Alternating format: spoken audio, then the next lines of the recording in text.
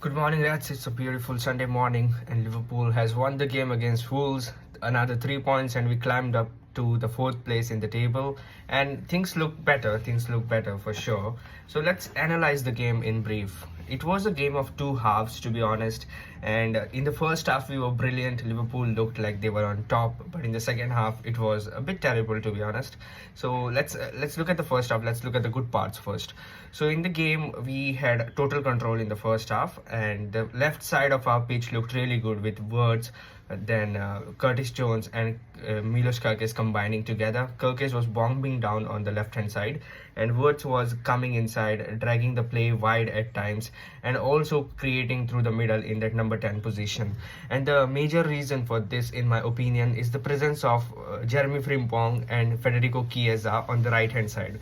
They were dragging the play wide right, so that the Wolves defenders were getting pushed onto the right side, so there was more space for men like Florian Wirtz to operate through the middle and through the left. So that was a good positive note for Liverpool. And finally, we have to discuss the Federico Chiesa issue.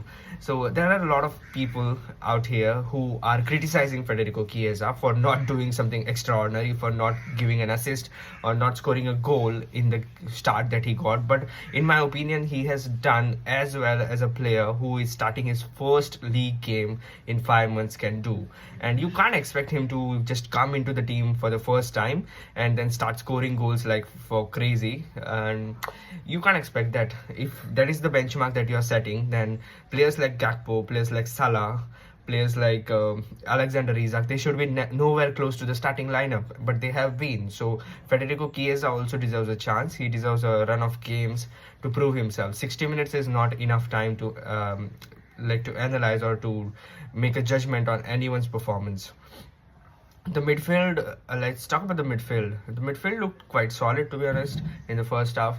We were missing Dominic Soboslai, but McAllister stepped up. I think for the first time this season, apart from that Real Madrid game, he had a good game last night, and he also hit the post once. It was a cracking shot, but sadly the goalkeeper made a save and it hit the post. So it could not have been a goal. Yeah. And let's talk about the elephant in the room, Florian Wirtz. They made fun of Florian Wirtz, called him 007, 008 and everything. And Florian Wirtz has finally scored a goal.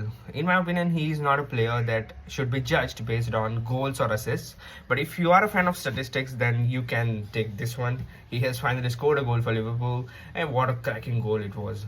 It was entirely made by Hugo Ekitike. Ekitike dribbled through the middle of the park and found a beautiful ball to Wirtz, who finished it quietly and calmly.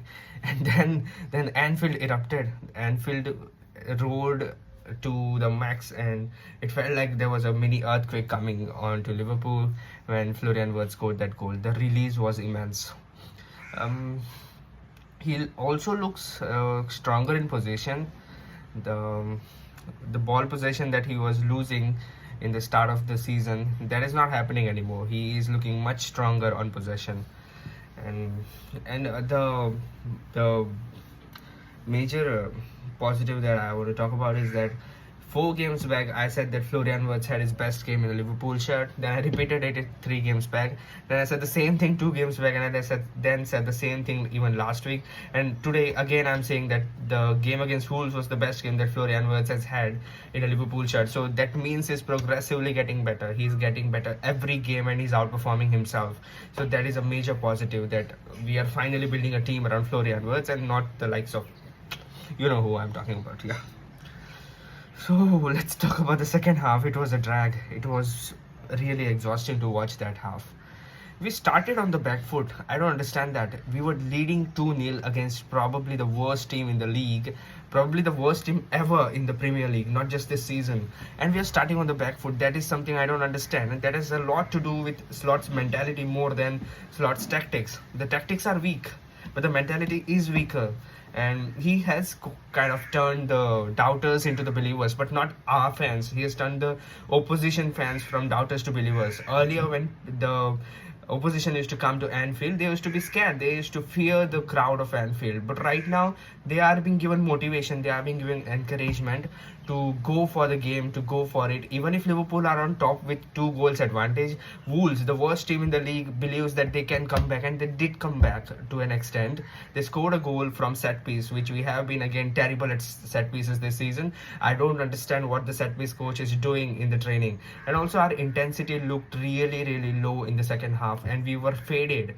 Like there was a complaint with Jurgen Klopp that he used to make the players run into the ground, so that after like 80 minutes or so we were exhausted and we had no energy to run whatsoever. But I don't think that's true. He used to make the training so intense that we were actually prepared to last for 90 minutes throughout the game. But right now I feel the intensity of our training is quite low, so that the players are not prepared to run throughout the game for 90 minutes. So that should be, if that is the way to go forward for Slot, then he should be at least making smart changes, which he is not.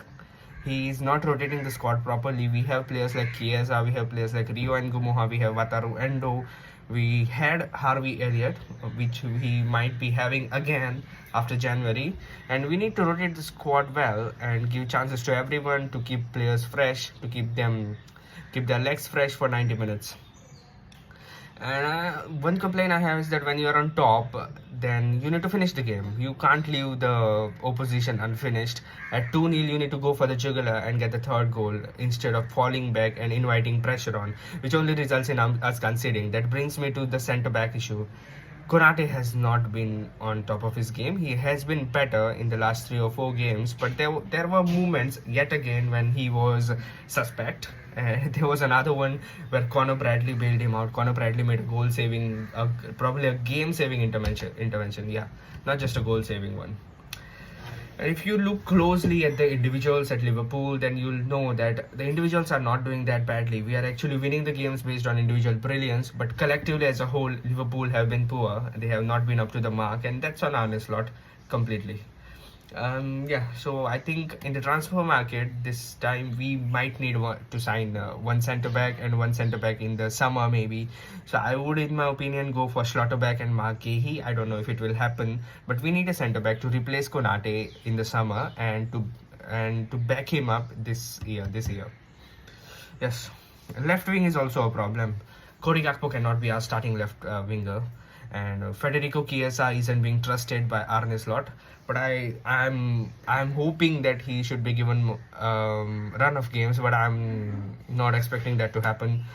Cody Gakpo is eventually going to come back into the squad because Arne Slot likes him a lot, but he can't be our starting left wing for next season. We need someone to replace him as a starter, and Cody Gakpo can be a very good backup. He is good as a backup.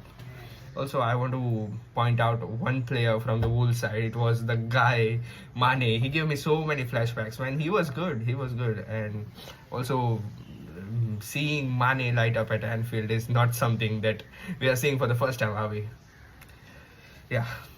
And in the end, keeping football aside, the tribute to Diogo Jota was really beautiful. At the start of the game, Jota's sons came onto the pitch. Van Dijk was playing with them, and it was really beautiful and sad at the same time to see that his wife was also in the stands cheering on the Reds, and also maybe Wolves, because Wolves was also the club of Diogo Jota. The Wolves fans started singing his song at 18 minutes, and then Liverpool fans followed it up at 20 minutes. It was a really beautiful display of emotions and camaraderie between the two group of supporters coming together for a cause that is beyond football and that is much above football. So yeah, let's see how we do next week. See you. Hopefully I'll make a video again.